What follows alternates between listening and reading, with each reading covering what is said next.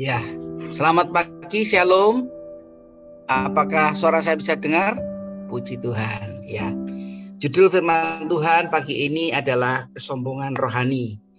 Kita akan baca dalam 3 Yohanes 1 ayat 5 sampai dengan ayat yang ke-12. Saya baca untuk buat Bapak Ibu Saudara. Perikopnya judulnya adalah saling menolong dan perlawanan. Saudaraku yang kekasih, engkau bertindak sebagai orang percaya di mana engkau berbuat segala sesuatu untuk saudara-saudara, sekalipun mereka adalah orang-orang asing. Mereka telah memberi kesaksian di hadapan jemaat tentang kasih-Mu. Baik benar perbuatanmu jika engkau menolong mereka dalam perjalanan mereka dengan suatu cara yang berkenan kepada Allah. Sebab karena namanya mereka telah berangkat dengan tidak menerima sesuatu pun dari orang-orang yang tidak mengenal Allah. Kita wajib menerima orang-orang yang demikian supaya kita boleh mengambil bagian dalam pekerjaan mereka untuk kebenaran. Aku telah menulis sedikit kepada jemaat, tetapi Diotrephes yang ingin menjadi orang terkemuka di antara mereka tidak mau mengakui kami. Karena itu apabila aku datang, aku akan meminta perhatian atas segala perbuatan yang telah dilakukannya. Sebab ia telah melontarkan kata-kata kasar terhadap kami dan belum puas dengan itu, ia sendiri bukan saja tidak mau menerima saudara-saudara yang datang, tetapi ia mencegah orang-orang yang mau menerima mereka dan mengucilkan orang-orang itu dari jemaat.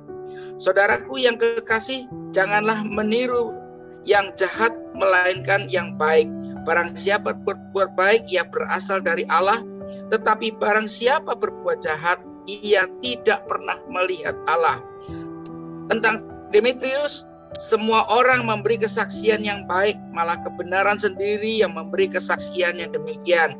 Dan kami juga memberi kesaksian yang baik tentang dia, dan engkau tahu bahwa kesaksian kami adalah benar. Haleluya, puji Tuhan. Pada zaman dahulu kala, surat ini ditulis kepada Gaius sebetulnya. Gaius itu adalah orang yang baik, bukan seperti di Indonesia Gaius Tambunan lain ya. Kalau Gaius Tambunan terkenal sebagai orang koruptor, penilai pajak, tapi Gaius ini adalah orang yang memberitakan Injil. Jadi di mana dia bisa mendorong, membangkitkan, mengencourage jemaat untuk bisa maju. Tetapi dalam perkembangannya ada pemimpin-pemimpin yang seperti tadi dikatakan adalah orang yang ingin terkemuka, orang ingin tenar. Hari-hari ini media sosial kita dibanjiri bahkan overload mengenai hal-hal yang bersifat kebaikan, tapi ada yang dilontarkan kurang elok. Ada orang mengatakan saya akan merobek Alkitab saya. Kenapa? Maliaki 3 ayat 10 sudah ada berlaku, saya robek di Maliaki. Ada lagi yang bilang Yesus bukan Tuhan, saya robek lagi lah. Ini sesuatu yang tidak baik. Bapak Ibu Saudara, kenapa saya ambil judul ini? Karena saya pikir hal-hal ini perlu kita selidiki untuk diri kita sendiri. Perlu kita kaji untuk diri kita sendiri. Sehingga apa? Ketika kita mencapai posisi apapun, kita tetap rendah hati. Kita tetap mawas diri. Kita tetap tidak menyombongkan diri. Karena apa? Ketika kesombongan itu sudah memuncak di kepala kita, kita bisa menganalogikan, memikir kedahsyatan Tuhan yang besar dengan otak kita yang hanya sekepal ini.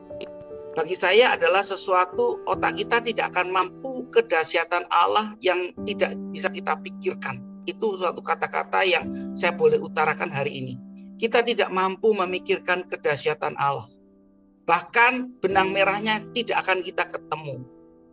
Hari-hari ini memang banyak bicara mengenai logos. Yohanes 1 ayat 1 dikatakan bahwa pada mulanya Allah adalah firman, dan firman itu menjadi manusia. Kita tidak mampu mikir ke sana. Tetapi yang saya mau katakan adalah hari-hari ini adalah mari kita jangan menjadi penghambat rencana Allah buat hidup seseorang. Artinya apa? Kita ini jangan anti kritik. Kita ini harus membuka diri, rendah hati, jangan sombong. Orang sombong itu bukan orang yang pakai barang branded, jalannya petentang-petenteng. Enggak. Kemampuan inteligensi pikiran kita kadang-kadang mengecilkan orang. Ah, kamu OB ngerti apa sih? Ah, kamu mahasiswa STT semester 1 ngerti apa sih? Nah, itu suatu kata-kata yang mungkin kita tidak sadar kita ucapkan dalam hati kita. Tetapi ada kebenaran yang Tuhan titipkan. Kadang-kadang kalau kita sadar, kadang-kadang Tuhan titip omongan buat anak kita untuk disampaikan kepada kita.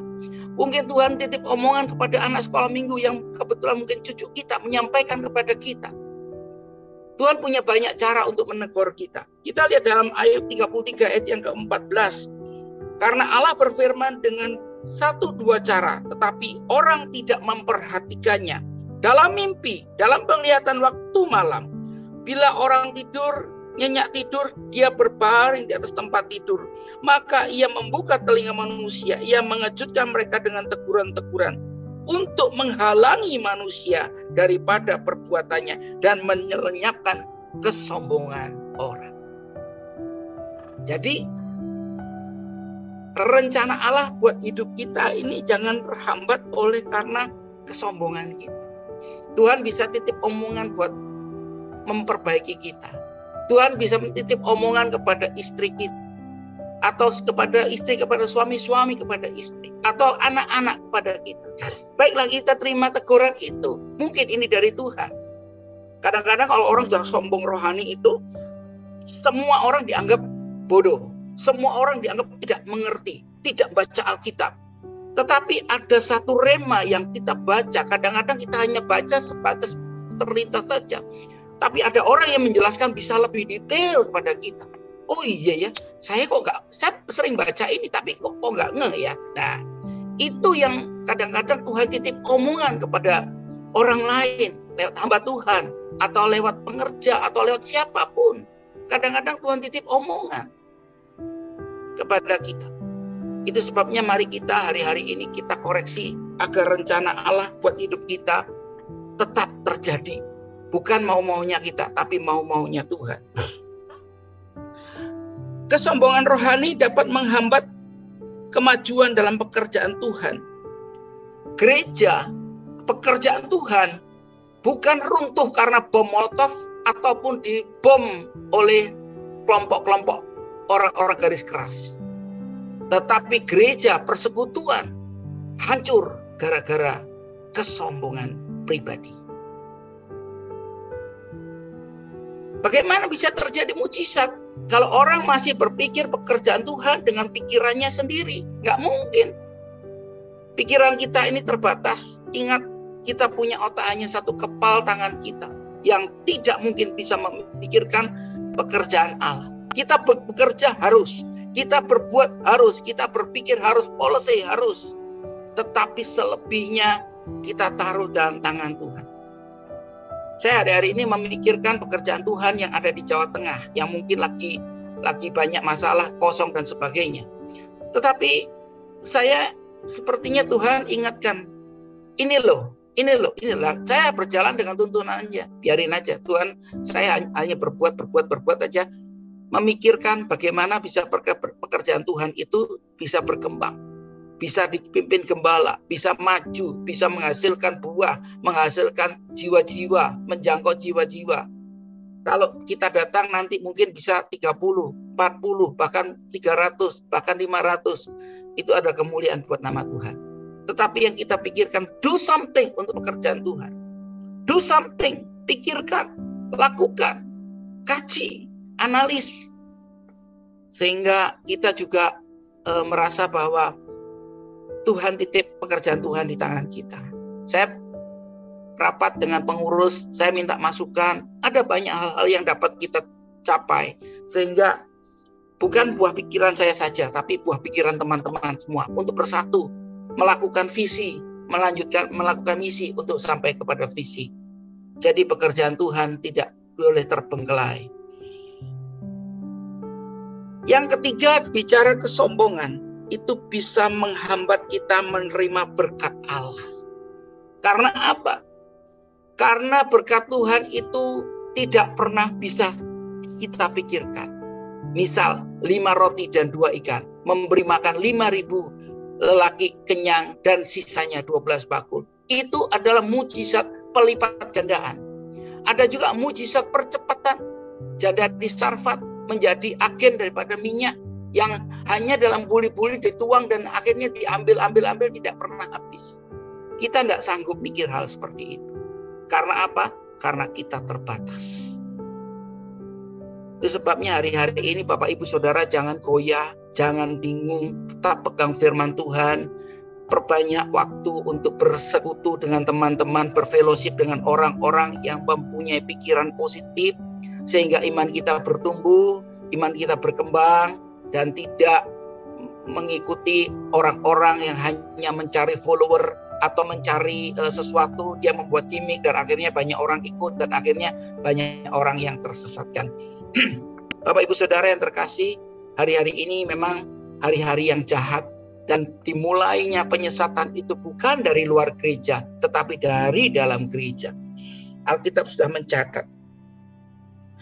Jadi Tuhan itu rindu setiap kita menerima berkat. Kalau kita mengalami kesombongan, kalau kita merasakan akunya besar, berkat itu tidak bisa turun, mujizat itu tidak bisa turun. Karena apa? Semua dipikir dengan kepala kita. Semua dipikir dengan kemampuan akal kita. Never. Jadi pagi ini saya mengajak Bapak Ibu Saudara, ayo kita rendah hati, ayo kita banyak melekat kepada Tuhan. Konektivitas kita kepada Tuhan melekat, sehingga kita tahu rencana-rencana Tuhan. Apa yang Tuhan ngomong buat kita, apa yang kita ngomong kepada Tuhan. Jangan doa itu hanya minta, tapi doa adalah ucapan syukur, doa adalah memberi pujian, doa adalah suatu penyembahan, doa adalah suatu hubungan kita dengan Tuhan. Lewat firman Tuhan, Tuhan bicara kepada kita.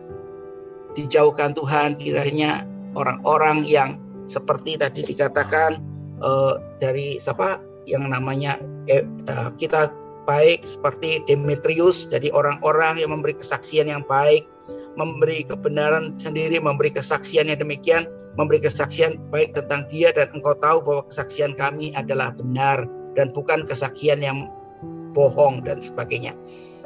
Diotrephes namanya agak sulit, tapi ya inilah orang-orang yang istilahnya sombong saja. Yang keempat adalah kesombongan rohani dapat menghambat kedewasaan. Dewasa rohani bukan tandanya ditandai dengan tumbuh gigi geraham yang terakhir dan itu langsung dewasa, tidak. Tetapi dewasa adalah menjadi sempurna. Kita butuh koreksi, kita butuh teguran, kita butuh nasihat. Dan bagi orang sombong, mereka nggak butuh nasihat, mereka nggak butuh teguran, mereka nggak butuh orang lain. Bahkan mereka mempengaruhi orang lain dengan buah pikirannya. Kalau sekarang bicaranya teolog yang membawa pemikirannya kepada orang. Tetapi mari kita hari-hari ini kita belajar untuk tunduk kepada Tuhan, untuk melakukan konektivitas, banyak melakukan pujian, penyembahan, ucapan syukur, sehingga Tuhan berkenan buat kita. Saya percaya Bapak Ibu, ketika kita melakukan hal-hal yang baik, ada banyak pekerjaan Tuhan yang dititipkan Tuhan buat kita. Ada banyak pekerjaan Tuhan yang masih belum terjangkau. Itu sebabnya hari ini mari kita koreksi diri kita. Adakah kita sudah berkenan kepada Tuhan? Adakah kita memaksakan kehendak pemikiran kita kepada orang lain? Adakah kita membuka diri buat orang untuk mengoreksi kita? Jadi firman Tuhan pagi ini mengingatkan kepada kita, jangan sombong.